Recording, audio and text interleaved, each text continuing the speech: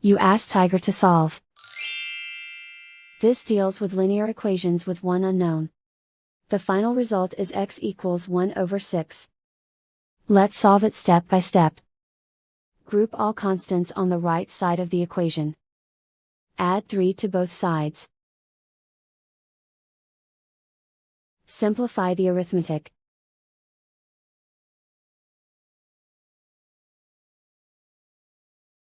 Isolate the x. Divide both sides by 18. Simplify the fraction. Find the greatest common factor of the numerator and denominator. Factor out and cancel the greatest common factor.